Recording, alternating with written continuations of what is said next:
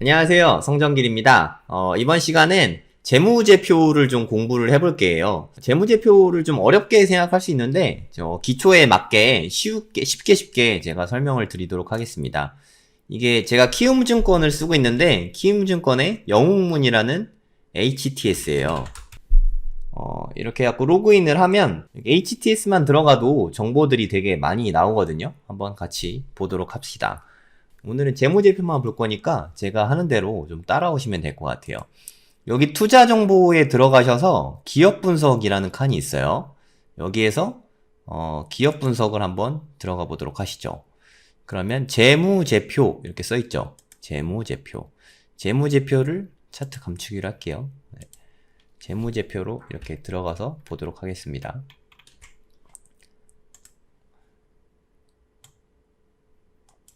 네, 재무제표를 보시면 제일 처음에 나오는 게 손익계산서예요. 손익계산서, 뭐 포괄 뭐 이건 신경 쓰지 마시고 돈을 얼마 벌었나 이런 거라고 생각하시면 되고, 그 다음에 재무상태표, 자산, 부채, 자본 순자산이라고 생각하시면 돼요. 이런 게 현재 어떻게 됐나 이런 게 나오는 거고, 현금 흐름표, 현금이 얼만큼 들어오고 얼만큼 나갔나 뭐 이렇게 생각을 하시면 될 것 같습니다.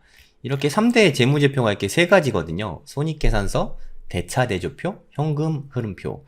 대차대조표 대신에 여기 보시면 뭐 재무상태표라고 나오는데 이걸 대차대조표라고 생각하시면 될 것 같아요. 한번 좀 찬찬히 살펴볼까요? 매출액은 다 아시죠? 돈을 얼마큼 벌었나, 실제로 영업을 얼마큼 했나, 뭐 이게 매출액이라고 생각하시면 돼요. 매출액이 단위가 억 원이니까 억, 10억, 100억, 1000억, 조, 10조, 100조. 무려 1년 매출액이 240조입니다. 240조. 엄청나죠? 네. 그러니까 16년, 17년, 18년, 19년 뭐 이렇게 매년 200조 이상의 매출액을 올리고 있어요. 매출을 올리는데 들어간 말 그대로 원가죠. 원가는 130억. 얼마 안 되죠. 네. 그리고 매출 총이익. 여기에서 이거를 뺀 거예요. 네. 거의 뭐 반이 남는 거죠. 엄청난, 네, 매출 총이익률입니다. 여기에다가 판매비와 관리비, 막 사람들 영업하고 막 이런 게 포함된 거죠. 네. 인건비랑 연구개발비, 뭐 어쩌고저쩌고 판관비, 뭐 이런 게 다 빼고 난 이익이 영업이익이라고 해요. 영업이익. 영업이익이 사실 되게 중요한 거죠. 영업이익도 1년 영업이익이 무려 58조입니다. 네, 상당하죠? 60조에 가깝습니다. 상당히 큰 금액이라고 생각하시면 돼요. 가장 많았던 게 2018년 말, 2017년 말, 뭐 이때가 사실 상당히 높았어요. 이때 그 반도체는 이렇게 주기가 있잖아요. 네, 슈퍼 사이클이라고 하는데 뭐 5년에서 10년 주기로 이렇게 잘 팔렸다가 좀 낮게 팔렸다가 뭐 이런 그게 변동이 좀 됩니다. 뭐 배추값도 마찬가지잖아요. 올해 배추값이 쌌으면 좀 생산을 덜 하니까 좀 배추값이 그 다음에 오르고, 배추값이 또 오르면은 사람들이 생산을 너무 많이 해가지고 또 배추값이 좀 떨어지고, 뭐 이렇게 사이클이 있다. 뭐 이 정도만 생각하시면 될 것 같아요. 그러니까 업황은 조금 안 좋아진 면이 있어요. 네. 그러니까 영업이익이 반으로 뚝 떨어졌죠. 558조에서 27조로 반으로 떨어졌다.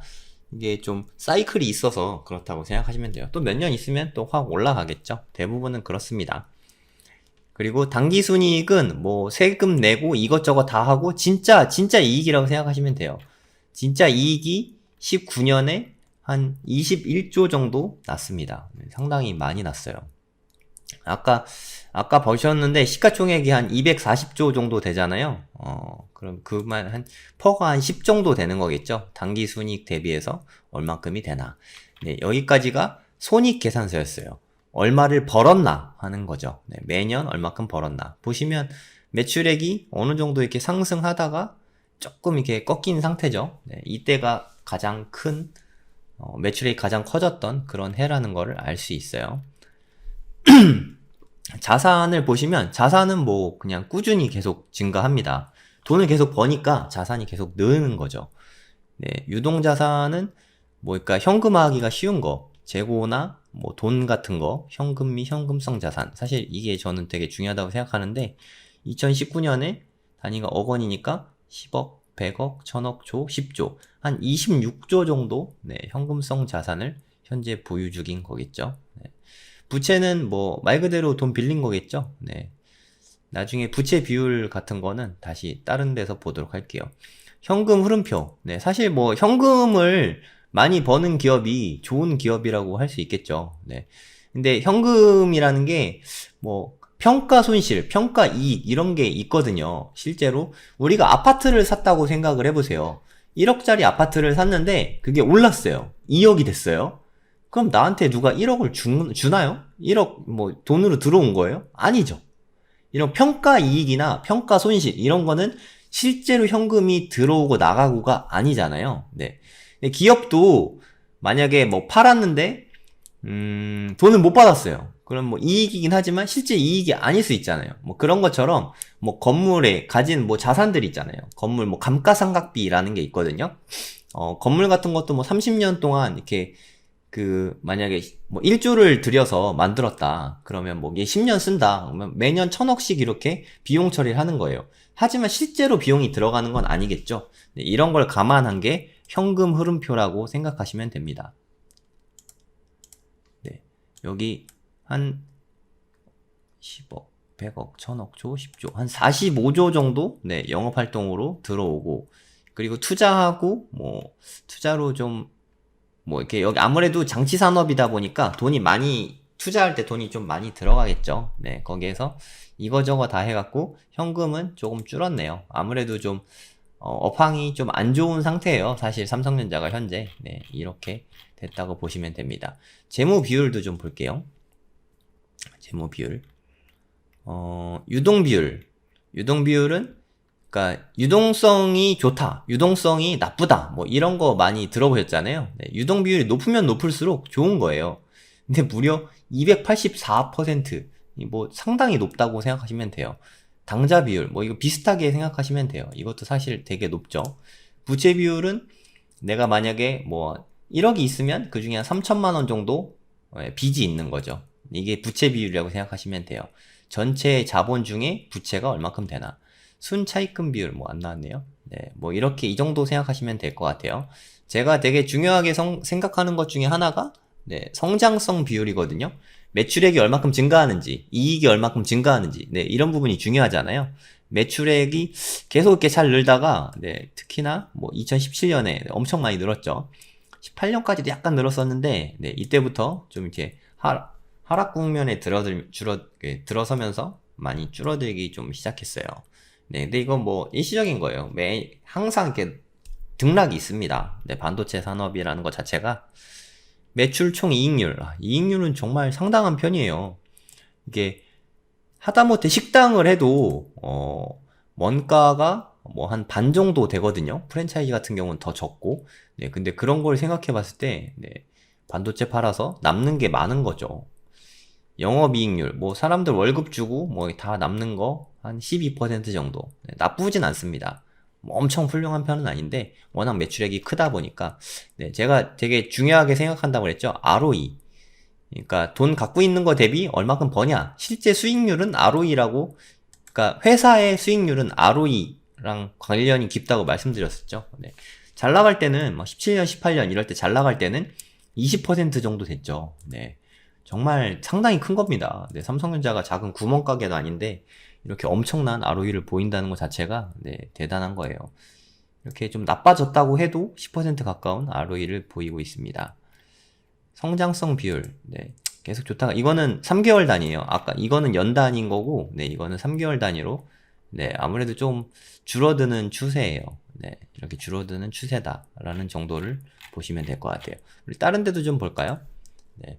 뭐 만만한 게 현대차 한번 보게. 현대차 검색을 해보시면 재무제표 차트 감추기에서 한번 볼게요. 네, 보시면 알겠지만 네, 그냥 꾸준하죠. 네, 억이니까 억, 10억, 100억, 1000억, 조, 10조 한 96조 정도 네, 매출액을 내고 있습니다. 이때는 100조 클럽 들어갔네요. 네, 100조가 19년에 네, 넘었었어요. 몇 달 전에 나왔겠죠. 영업이익도 네, 100억, 1000억 조, 한 3조 6천억 정도 나왔고 네, 상당히 뭐 좋은 기업이에요. 현대차도 네, 되게 우리나라를 대표하는 두 기업이라고 생각합니다. 저는 아직도. 자산도 뭐 이렇게 있고, 뭐, 아까, 네, 뭐, 어떻게 보는지 이제 조금 아시겠죠? 네, 현금 흐름표는 영업해갖고 돈 번 거죠. 네, 19년에는 많이 못 벌었네요. 18년에는 많이 벌었잖아요. 그러니까, 한 3조 7천억 정도 벌었는데, 19년에는 한 1조를 못 벌었네요. 4천억 정도 벌었어요. 네. 그래도 재무활동을 통해서, 네, 뭐 많이 벌었네요. 그러니까 재무활동으로 인한 현금 흐름은 사실 뭐, 사채의 증가, 차입금의 증가, 돈 빌려서 현금이 는 것도 있잖아요. 네, 그러니까 꼭 다 좋은 것만은 아니에요. 현금 흐름이, 현금을 많이 보유하면 좋긴 한데, 네, 이자 부담이 있으니까, 네, 뭐, 이자가 많이 싸져서 많이 빌린 것 같습니다. 네. 어디 뭐 투자할 때가 있었겠죠.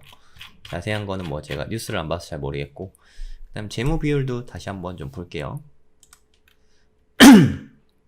유동 비율, 네. 100%에 육박하죠. 네, 나쁜 거 아닙니다. 아까 삼성전자 워낙 좋은 거예요. 당좌 비율도 나쁘지 않고. 부채가, 네. 삼성전자보다는 좀 많은 편이죠. 아무래도 현대차는 또 GBC 때문에 현재 돈을 좀 많이 빌렸거든요. 삼성동에 현대 사옥을 건설해야 되는데, 네, 이것 때문에 좀 돈이 좀 많이 들어가고 있는 것 같아요. 유보율, 와, 이게, 그러니까 배당을 안 하고 현금을 이렇게 쌓아놓고 있는 거거든요. 네, 이게 자기 자본 대비 퍼센트인데, 네, 상당합니다. 네, 4,700%. 자기 자본의 한 47배를 갖고 있는 거예요. 유보금을. 그러니까 좀 재무적으로 안정적이고 탄탄합니다. 지금 우리나라 대부분의 기업들이 좀 탄탄해요. IMF 지나고 난 다음에 그러니까 돈을 많이 가지고 있거든요. 네, 이렇게 생각하시면 될 것 같아요. 매출 총 이익률도 한 16%. 아까 삼성전자보다는 좀 전반적으로 낮죠. 네. ROE도 한 4.3%. 삼성은 좋을 때 막 20% 정도 됐잖아요. 네, 현대차도 좋은 기업이긴 한데, 노조가 좀 이렇게 돈도 많이 들어가고, 인건비가 되게 많이 들죠. 네. 그런 걸 좀 생각하시면 될 것 같아요. 매출은, 그래도 현대차는 3개월 단위이긴 한데, 계속 늘고 있죠. 매출이 계속 늘고 있습니다. 영업이익도 이때 약간 좀 많이 줄어들었는데, 이 다음에는 무려 30%씩, 19년 뭐 4, 4분기에는 무려 100%가 넘게 증가했네요. 네. 이렇게 생각하시면 될 것 같아요. 재무제표 보는 법 좀 아시겠죠? 네. 하나 더 볼까요? LG화학을 좀 볼까요?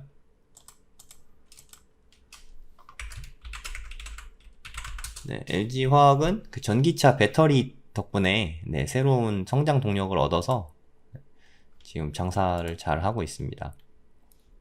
매출액 네, 한 28조 정도, 1년 매출액이 28조 정도 되고요. 영업이익은 한 2조 정도, 상당하네요. 네.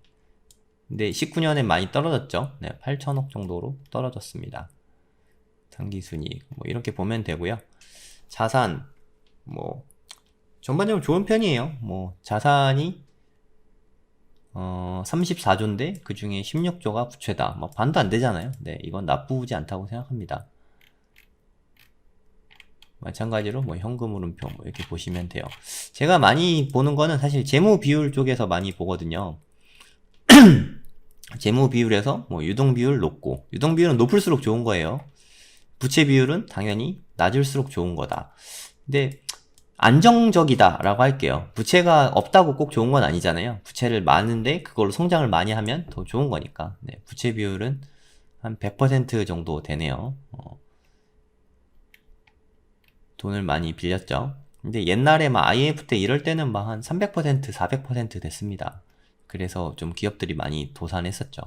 매출 총 이익률도 좋은 편이죠. 네, 20% 가까이 되고, ROE가 그렇게 높은 편은 아니네요. 배터리가 잘 나가다가 요즘에 좀 주춤하고 있는 상태인 것 같아요. 앞으로 좀 더 지켜볼 필요가 있을 것 같고요. 매출액도 꾸준히 이렇게 조금씩 늘고는 있습니다. 이렇게 보시면 될 것 같아요. 투자 지표, 뭐, 이런 거는 좀 어려울 수 있는데, LG화학, 퍼가 되게 높죠? 네, 이렇게 높은 거는 단기 실적 저하가 있을 때 그럴 수 있어요. 그러니까 앞으로 단기적으로 이익이 크게 증가할 가능성이 높다. 뭐 이럴 때 퍼가 높게 받는 경우가 많고요. PBR은 저번 시간에 말씀을 드렸죠. 네. 이게 만약에 10조짜리 기업이다. 그러면 자산이 10조인데 실제로 시장에서는 한 17조 정도의 거래가 된다. 뭐 이렇게 생각하시면 되고, 배당 수익률은 내가 실제로 이 주식을 샀을 때 어느 정도 수익률을 받을 수 있냐, 은행 이자 같이 생각을 하시면 될 것 같습니다. 네, 재무제표 뭐 말은 많이 들었는데 그렇게 어렵진 않죠. 네, 용어가 무슨 말인지만 좀 알면 되니까 너무 어렵게 생각하지 마시고, 네, 한번 관심 있는 기업들, 뭐 농심이라든가 뭐 KTNG라든가 본인이 관심 있는 기업들이 있을 거 아니에요. 이렇게 하나하나 보다 보면은 실력이 느니까 좀 많이 살펴보면 좋을 것 같습니다. 네, 이상으로 마치겠습니다.